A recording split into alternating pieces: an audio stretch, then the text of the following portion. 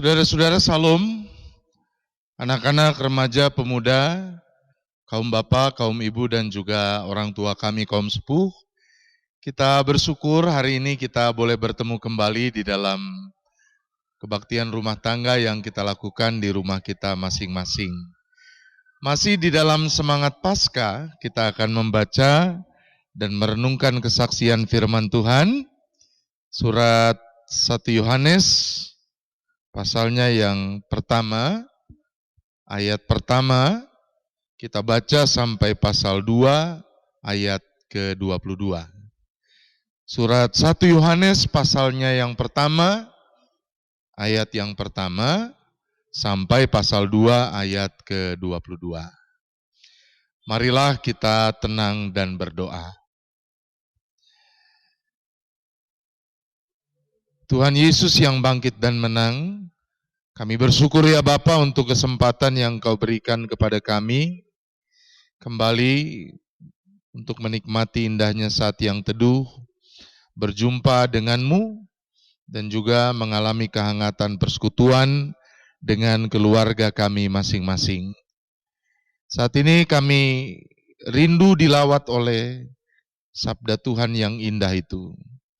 Karenanya biarlah Roh Kudus-Mu menolong kami, sehingga dalam kesempatan yang baik ini, kami boleh dibentuk oleh suara firman-Mu, bahkan dimampukan untuk menggenapi pesan firman itu di dalam hidup kami sehari-hari. Kuatkan kami ya Roh Kudus, karena di dalam kuasa Roh Kudus itu kami berserah. Di dalam nama Tuhan Yesus kami berdoa. Amin. Saudara, kita membaca 1 Yohanes pasalnya yang pertama, ayat pertama sampai pasal 2, ayatnya yang ke-22. Begini bunyi kesaksian firman Tuhan. Apa yang telah ada sejak semula, yang telah kami dengar, yang telah kami lihat dengan mata kami, yang telah kami saksikan dan telah kami raba dengan tangan kami tentang firman hidup, itulah yang kami tuliskan kepada kamu. Hidup itu telah dinyatakan dan kami telah melihatnya, dan sekarang kami bersaksi dan memberitakannya kepada kamu tentang hidup kekal yang ada bersama-sama dengan Bapa dan yang telah dinyatakan kepada kami.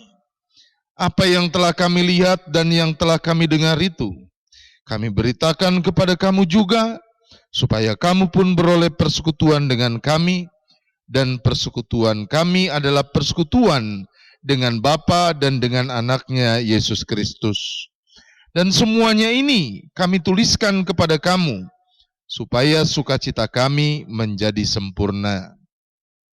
Dan inilah berita yang telah kami dengar dari Dia, dan yang kami sampaikan kepada kamu. Allah adalah terang, dan di dalam Dia sama sekali tidak ada kegelapan. Jika kita katakan bahwa kita beroleh persekutuan dengan Dia, namun kita hidup di dalam kegelapan, kita berdusta dan kita tidak melakukan kebenaran. Tetapi jika kita hidup di dalam terang, sama seperti Dia ada di dalam terang, maka kita beroleh persekutuan seorang dengan yang lain, dan darah Yesus anaknya itu menyucikan kita dari segala dosa. Jika kita berkata bahwa kita tidak berdosa, maka kita menipu diri kita sendiri, dan kebenaran tidak ada di dalam kita.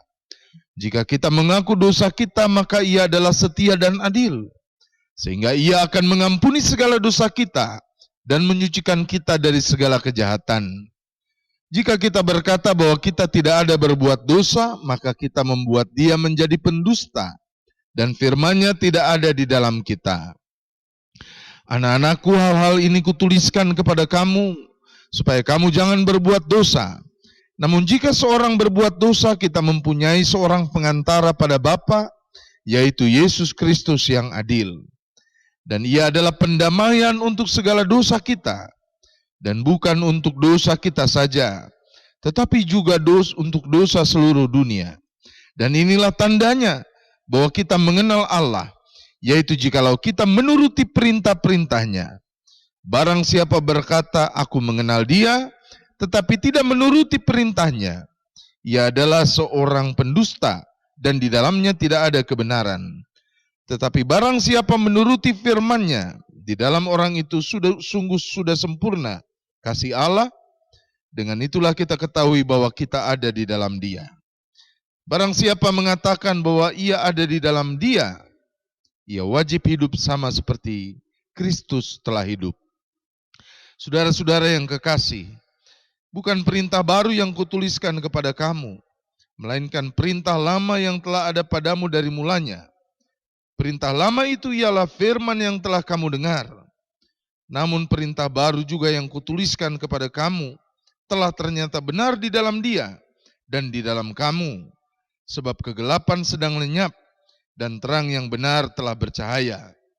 Barang siapa berkata bahwa ia berada di dalam terang, tetapi ia membenci saudaranya, ia berada di dalam kegelapan sampai sekarang. Barang siapa mengasihi saudaranya, ia tetap berada di dalam terang, dan di dalam dia tidak ada penyesatan. Tetapi barang siapa membenci saudaranya, ia berada di dalam kegelapan, dan hidup di dalam kegelapan. Ia tidak tahu kemana ia pergi, karena kegelapan itu telah membutakan matanya. Aku menulis kepada kamu, hai anak-anak, sebab dosamu telah diampuni oleh karena namanya. Aku menulis kepada kamu, hai bapak-bapak, karena kamu telah mengenal Dia yang ada dari mulanya. Aku menulis kepada kamu, hai orang-orang muda, karena kamu telah mengalahkan yang jahat. Aku menulis kepada kamu, hai anak-anak, karena kamu mengenal Bapa. Aku menulis kepada kamu, hai bapak-bapak, karena kamu mengenal Dia yang ada dari mulanya. Aku menulis kepada kamu, hai orang-orang muda, karena kamu kuat dan firman Allah diam di dalam kamu, dan kamu mengalahkan yang jahat. Janganlah kamu menghakimi dunia dan apa yang ada di dalamnya. Jikalau orang mengasihi dunia, maka kasih akan Bapa tidak ada di dalam orang itu. Sebab semua yang ada di dalam dunia, yaitu keinginan daging dan keinginan mata, serta keangkuhan hidup, bukanlah berasal dari Bapa, melainkan dari dunia. Dan dunia ini sedang lenyap dengan keinginannya, tetapi orang yang melakukan kehendak Allah tetap hidup selama-lamanya. Anak-anakku, waktu ini adalah waktu yang terakhir. Dan seperti yang telah kamu dengar, seorang antikristus akan datang. Sekarang telah bangkit banyak antikristus. Itulah tandanya bahwa waktu ini benar-benar adalah waktu yang terakhir. Memang mereka berasal dari antara kita, tetapi mereka tidak sungguh-sungguh termasuk pada kita. Sebab jika mereka sungguh-sungguh termasuk pada kita, niscaya mereka tetap bersama-sama dengan kita. Tetapi hal itu terjadi supaya menjadi nyata bahwa tidak semua mereka sungguh-sungguh termasuk pada kita. Tetapi kamu telah beroleh pengurapan dari Yang Kudus, dan dengan demikian kamu semua mengetahuinya. Aku menulis kepadamu bukan karena kamu tidak mengetahui kebenaran, tetapi justru kamu juga mengetahui bahwa tidak ada dusta yang berasal dari kebenaran. Siapakah pendusta itu? Bukankah dia yang menyangkal bahwa Yesus adalah Kristus? Dia itu adalah antikristus, yaitu dia yang menyangkal baik Bapa maupun Anak. Amin. Sampai sedemikian jauh pembacaan kesaksian firman Tuhan. Berbahagia setiap kita yang mendengarkan firman Tuhan dan memeliharanya di dalam kehidupan. Saudara-saudara yang dikasihi oleh Tuhan, pada hari Minggu yang lalu di gereja kita bersama-sama berbicara mengenai persekutuan dalam hidup jemaat mula-mula. Persekutuan yang menunjukkan keberanian mereka menghadirkan pola hidup, gaya hidup yang khas. Manakala dunia zaman itu menawarkan kehidupan yang hedonis, gaya hidup mirip binatang, di mana semua orang mementingkan perutnya sendiri, mementingkan hawa nafsunya sendiri, gereja mula-mula menampilkan sebuah gaya hidup yang luar biasa. Mereka mau peduli dan berbagi kepada sesama. Ini adalah buah dari perjumpaan mereka dengan kebangkitan Tuhan Yesus Kristus. Ada 3 hal yang di hari Minggu kemarin menjadi catatan kita bersama. Yang pertama, keberanian yang dihadirkan oleh jemaat mula-mula itu adalah keberanian yang mereka tunjukkan melalui kesediaan mereka untuk bisa memahami bahwa setiap berkat, rahmat, kebaikan yang mereka terima dari Allah, sesungguhnya itu pun adalah sekaligus tugas yang Allah berikan agar mereka bisa menjadi jalan berkat bagi sesama yang lain. Jadi orang tidak bisa menerima berkat, rahmat, pemeliharaan, cinta kasih dari Tuhan hanya untuk dirinya sendiri. Selalu ada kesadaran bagian orang lain, kasih Allah yang harus diterima oleh orang lain, yang menjadi tugas kita untuk menghadirkannya. Yang kedua, hari Minggu kemarin kita sama-sama belajar mengenai persekutuan yang khas, persekutuan yang kuat, persekutuan yang kalau memakai bahasa dari penulis Kisah Para Rasul dikatakan sehati sepikir di dalam Kristus. Dengan persekutuan itulah mereka menjadi semakin kuat, memberi dampak bagi sesamanya. Yang ketiga, pada kebaktian hari Minggu yang lalu, kita belajar bagaimana jemaat mula-mula punya keberanian untuk menampilkan kehidupan yang berpaut pada Kristus, kehidupan yang meneladani Kristus, kehidupan yang di dalamnya Kristus menjadi pusat bagi mereka. Nah, saudara-saudara, menajamkan itu, kita mendapati semangat yang sama di dalam surat 1 Yohanes. Penulis surat 1 Yohanes ini mendalami lebih jauh mengenai makna persekutuan. Kalau di hari Minggu yang lalu kita melihat model persekutuan yang sangat indah, dan itu dinampakkan melalui bagaimana mereka hidup secara internal sebagai orang-orang percaya. Maka melalui pembacaan di dalam surat 1 Yohanes ini, kita belajar lebih jauh menampilkan persekutuan itu kepada orang-orang di luar kekristenan. Itulah yang sedianya menjadi kesaksian bagi gereja. Dan itu boleh menjadi alat di mana Allah diagungkan. Allah di dalam Tuhan Yesus dipermuliakan. Di dalam surat 1 Yohanes ini ada beberapa hal yang menjadi ciri dari persekutuan yang boleh menampakkan keagungan atau kemuliaan Kristus itu. Yang pertama, mereka sendiri rindu untuk terus-menerus menjadi Kristus-Kristus kecil. Dalam kehidupan ini, mereka boleh terus meneladani bagaimana sikap-sikap Tuhan Yesus Kristus di tengah-tengah dunia ini. Mereka diajak untuk terus menyelami kedalaman cinta kasih Kristus yang sedianya mereka nampakkan di dalam keseharian ketika mereka berjumpa dengan orang-orang lain. Lebih dalam lagi, penulis 1 Yohanes mengungkapkan bahwa kesediaan meneladani Kristus ini pun harus disertai dengan hal berikutnya. Apa itu? Setiap bagian persekutuan harus mau keluar dari dosa. Salah satu misi dari Tuhan Yesus Kristus adalah membebaskan manusia dari dosa. Manusia diselamatkan oleh pengorbanannya di kayu salib, dan itu pertanda bahwa kita berharga di mata Tuhan. Karenanya, sikap yang paling penting untuk mensyukuri kasih Tuhan Yesus yang telah diberikan kepada kita itu adalah ketika kita selalu mau berjuang melawan dosa, tidak berbuat dosa lagi, senantiasa menjaga kekudusan yang telah Allah anugerahkan di dalam pengorbanan Tuhan Yesus Kristus itu. Cinta kasih Allah, pengorbanan Tuhan Yesus Kristus itu harus kita jaga. Dan hal berikutnya yang harus kita lakukan adalah soal relasi sosial.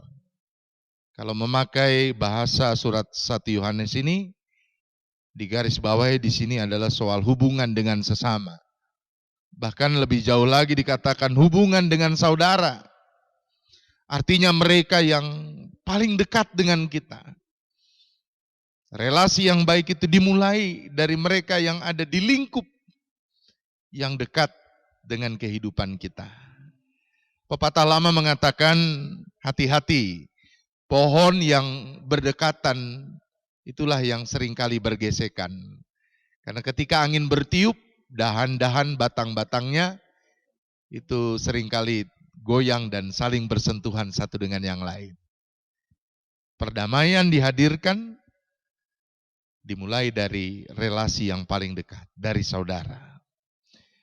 Dan pada akhirnya di dalam surat ini, salah satu kesaksian persekutuan yang penting yang juga harus dinampakkan adalah ketika kita bisa menjaga diri kita dari apa yang menjadi tantangan berkenaan dengan ajaran sesat yang kelihatannya mirip dengan pengajaran Kristus itu. Pada zaman itu, hal itu telah menjadi tantangan. Hari-hari ini, persoalan yang sama pun dialami oleh gereja. Namanya gereja, saudara, pelangnya gereja. Tetapi seringkali ketika kita sudah masuk ke dalamnya, maka pengajaran yang ditampilkan sama sekali bukan pengajaran Kristus. Hati-hati. Gereja yang benar harus berani bersaksi tentang apa yang sungguh menjadi pengajaran Kristus yang sejati. Di gereja Protestan seperti gereja Kristen Pasundan, setiap minggu di dalam kebaktian kita mengucapkan pengakuan iman rasuli. Pengakuan iman rasuli itu, saudara-saudara, punya beberapa makna. Dia merupakan sari dari pengajaran iman yang harus kita pegang. Tetapi dia pun sekaligus adalah alat ukur untuk menentukan apa yang sesat dan apa yang sesuai dengan pengajaran iman Kristen. Karenanya biarlah kita semakin peka untuk bisa menilai apa yang benar, yang boleh kita cerna di tengah kehidupan ini, karena barangkali setiap orang bisa mengaku sebagai gereja, namun biarlah ajaran Kristus yang betul-betul kita pegang dan kita terima. Saudara, persekutuan yang benar itu, persekutuan yang sejati, ternyata tidak hanya sekumpulan orang berkumpul memuji nama Tuhan, beribadah seperti yang barangkali selama ini secara sederhana kita paham.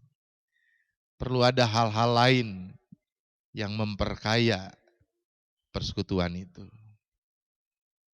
Tadi kita belajar yang pertama, selamilah, dalamilah selalu cinta kasih Tuhan. Teladanilah kehidupannya. Biarlah kita menjadi Kristus-Kristus kecil. Yang kedua, hadirkan kesaksian sebagai sebuah persekutuan yang sejati dengan keluar dari dosa. Dengan berjuang untuk lepas dari dosa. Untuk terus menjaga kekudusan yang telah Allah anugerahkan lewat pengorbanan dan kematian Tuhan Yesus Kristus itu. Yang berikutnya, hadirkan relasi yang baik dengan sesama, dimulai dari orang-orang terdekat kita. Hiduplah di dalam perdamaian. Dan yang terakhir, waspadalah terhadap ajaran-ajaran yang barangkali bukan membuat kita semakin dekat dengan Kristus, tapi semakin jauh karena ada nilai-nilai kesesatan yang mungkin disampaikan kepada kita. Tetaplah percaya kepada ajaran Alkitab, biarlah kita tetap teguh sebagai persekutuan yang indah di dalam Tuhan. Tuhan Yesus memberkati kita semua. Amin. Mari kita berdoa. Terima kasih ya Bapa untuk firman-Mu yang menolong kami mengerti lebih jauh lagi makna persekutuan. Bimbing kami sehingga persekutuan yang sejati itu boleh hadir dalam kehidupan gerejamu di sini. Tuntunan-Mu itulah yang kami nantikan. Di dalam nama Tuhan Yesus kami berdoa. Amin.